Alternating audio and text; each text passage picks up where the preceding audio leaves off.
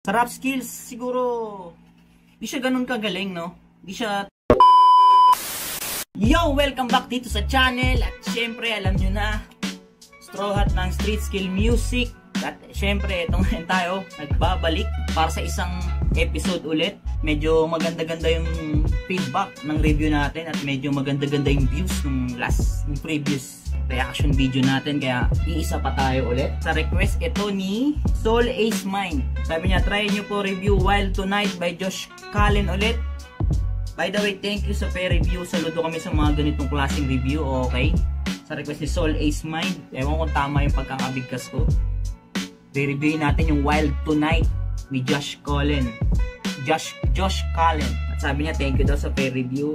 Sa totoo lang, actually, di ako baya sa mga review ko, at ito'y base lang din sa pananaw ko at opinion ko. Bali yung insight ko yung pinabasihan ko dito, hindi porket maraming nagkakagusto o maraming nagre-request o maraming bet yung mga ginagawa ko.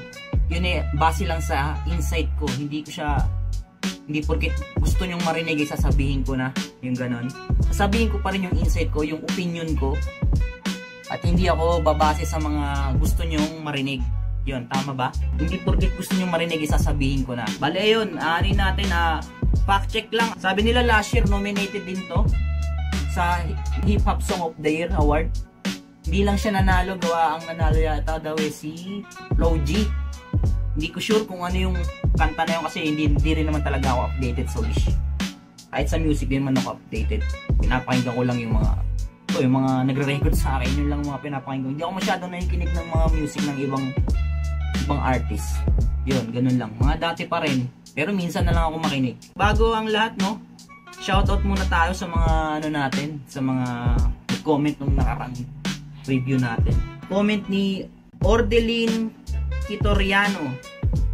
Sabi niya, try to react Glock 9 and SP19 Kalakal in Wish Bus Live.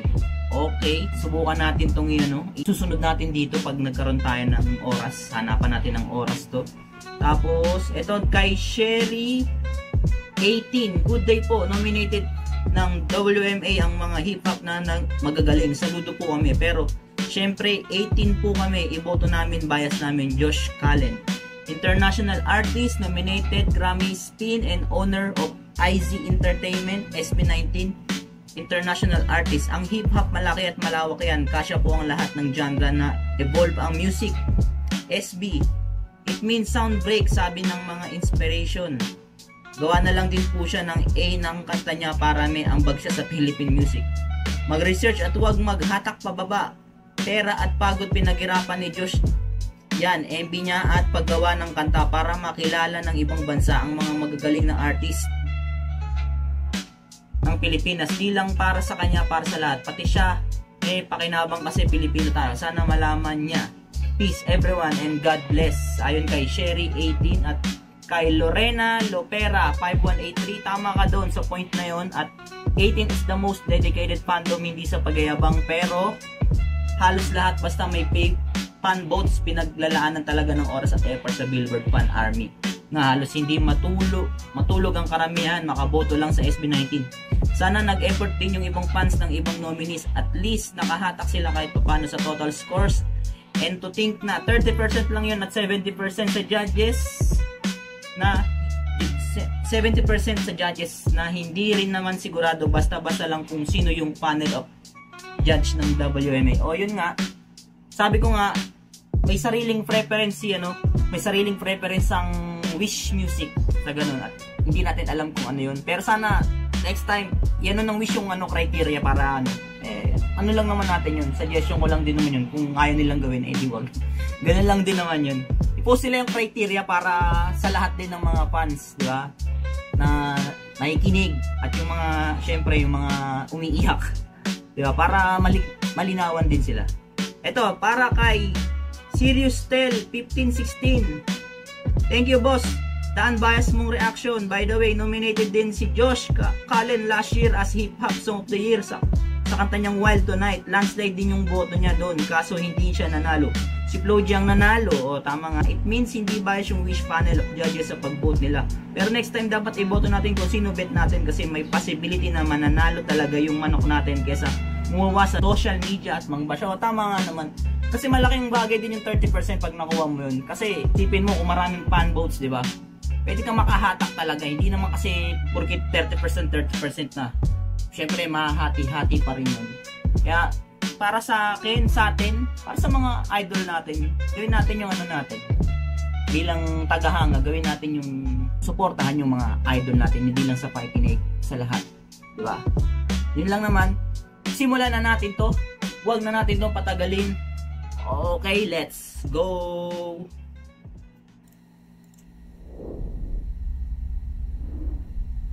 JC. Headset pala. Buti wala pang tunog. Ano to medyo nanibago kasi Tagalog siya. Tagalog yung verse ni ni Josh Cullen dito. Sige. Kinakabahan na ako kanina Butay na alam baka English na naman putay mapapalaban na naman tayo. Okay, balik tayo. Parang ulit siya, represent ulit. Balik. Okay. Tingnan mo, meron na siyang doon internal scheme, di ba? Pusta, nananawala, di ba? Tas pustahan, di ba? Internal tas gambala. Parang meron siyang dalawang tugma doon sa dalawang linya. Yung dalawang linya nakaganyan na magpartner, yung gitna nakatugma din. Parang ganun siya. May internal scheme. Ang tawag nila doon sa mga artist diyan, yung mga artist diyan. Yun yung doon tawag nila doon, internal scheme. Tingnan tayo, linkis ng pangil ko. Paglinkis o parang pagkagat, ganun, linkis pagkagat ng pangil. Sariling libingan ang hinihigaan, parang wala siyang ibang wala siyang ibang ginagawa, kundi sarili niya lang yung niya, parang gano'n, ewan ko lang. Yung tunog niya para siyang maririnig mo yung rap skills niya, hindi talaga siya yung rap skills niya, hindi talaga siya 100% rapper. Yung maano mo yan, makikita mo sa flow, cadence, hindi mo siya mababanag na talagang legit rapper siya. Parang gano'n. Marunong na siya mag-rap. Hindi siya talaga katulad ng mga rapper talagang kilala natin, unlike Looney, nila Flow G, di ba? Yung cadence nila, ang gaganda ng cadence, yung flow, ang gaganda, di ba? Ito sa kanya lang, typical na rapper, hindi talaga rap yung niya, yung pinaka dominant niya, parang ganun. Dominant style niya, hindi talaga pag-rap. Parang ganun, nag-rap lang siya. Tingnan tayo. Gagi, Kaya pala Wild Tonight, kasi mga vampire sila. Vampire siya, di ba? Sa gabi lang yung mga vampire. Tapos Wild Tonight. Tapos, balik natin konti. Ayan na natin. Kunti lang. The people crying, the sun is so bright. Di ba? Yun, parang ganun, di ba? Pag sabi niya, ang daming basher. Parang mas gusto niya yung ganun, gawin ko pa rin to. Kasi di ba, pag dito sa atin, pag marami kang basher, mas maganda, di ba? Ayun ang pananaw dito sa atin. Kaya yung iba, utangin na. Kung ano-ano na lang pinagagawa, hindi magugustuhan ng tao. Kasi ganun dito pag hindi ka nagustuhan, yung hindi nagugustuhan yung ginagawa mo, ang dami mo basher. Pero basher man o fans, engagement pa rin yun di ba? Tingnan tayo. Club pa rin siya, di ba? Club banger pa rin. Parang ito yung niya, yung pinaka type beat. Di ba? Meron tayong mga Flow G type beat, Heb Abi type beat. Ito naman yung mga type ng beat niya, ganito. Mga club banger, ganyan. Mga pang mosh pit, di ba? Yung mga pang slaman, pang sayawan, ganun. Tapos ang galing, Wild Tonight, tas vampira siya. Di ba? Party sa gabi, di ba yung club? So, ang galing. Ang galing ng correlation ng dalawang yung title lang yung title tsaka yung theme ng video. Yun lang naman. Ang gantong tunog yung pang sayaw, pang parang siyang may halong pop na nga kung tutusin diba? Pero sa hip hop kasi, hindi ako masyado pa ng mga gantong tunog, yung mga gantong style. Yun lang naman sa akin. Tingnan tayo. Pero hindi porkit hindi ako i-gatekeep na natin yung mga ganito, syempre. Wala naman tayong pakialam sa mga yan kung anong gawin nila. At wala rin silang pakialam sa atin kahit anong gawin natin. Diba? Ganun lang. Kumbaga, kaya mo na lang. Kung ayaw mo, edi huwag mo pakinggan. Diba? Ganun lang yun. Kung gusto mo, edi pakinggan mo. Ganun lang naman galing Ang galing na. Kahit nasa tok-tok na siya, parang bumaba pa rin siya. Parang double meaning siya na bumaba siya. Yung wordplay niya yung parang, kamusta? Diyan ka pa rin, parang ganun. Ganun yung niya. Ewan ko lang kung pero ganun yung ko. Not your typical Twilight. Okay. Yung sa ano, di ba? Twilight, mga vampire din yun, di ba? Eyes on me, it's the highlight, di ba? Highlight, parang mata namumula, tapos highlight.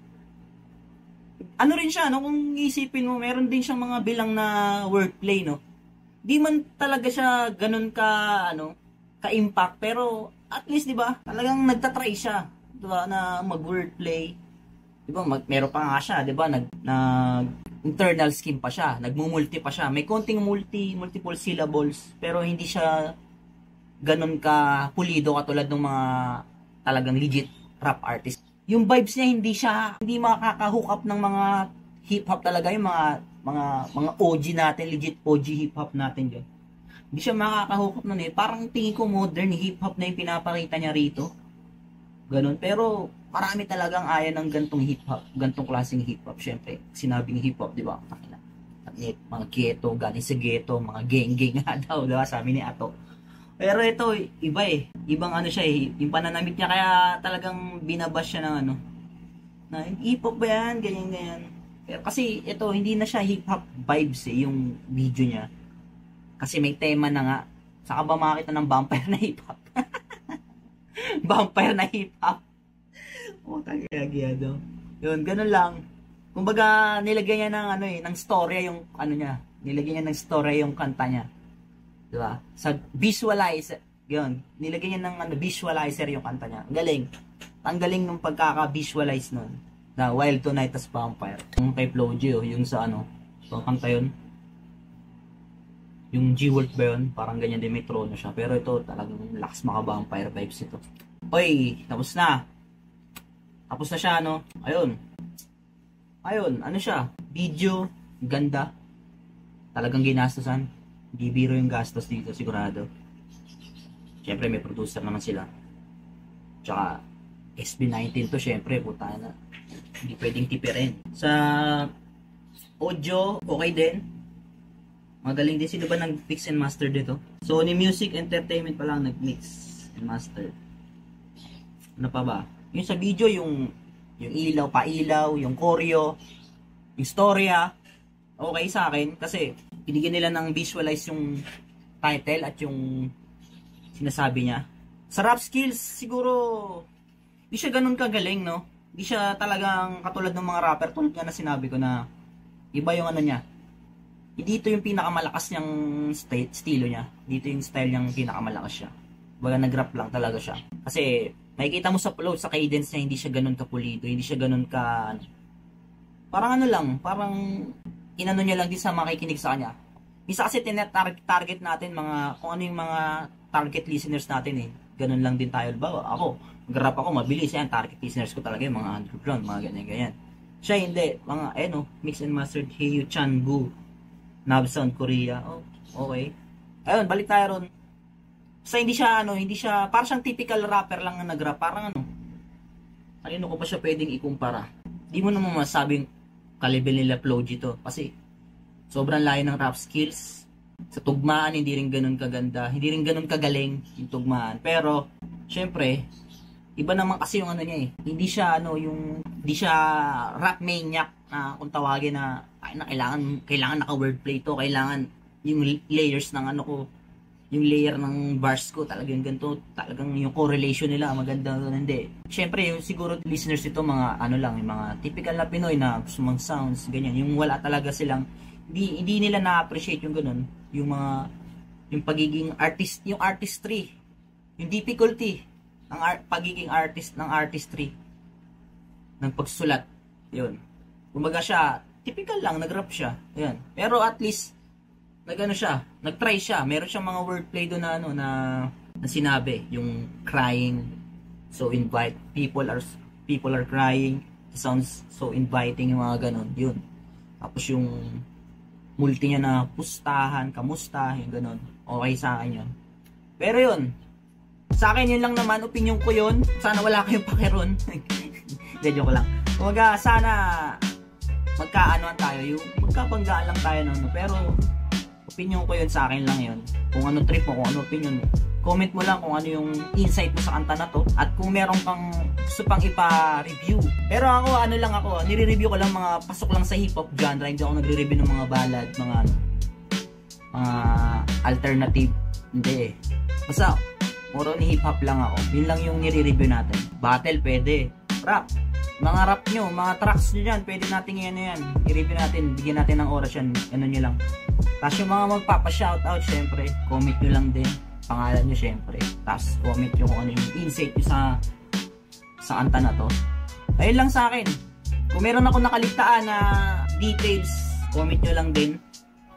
Yun lang. Kung nagustuhan nyo yung mga gantong klaseng review o video reaction, syempre, comment kayo kung ano pa yung mga gusto nyo ipa-review. Syempre, mag-subscribe kayo sa channel ko, Straw Hat Official. Sa Facebook account ko, meron din akong Facebook account. Lalagay ko na lang dito, Facebook account ko, tsaka mga account ko na, kung saan ako active. At yun lang. Peace!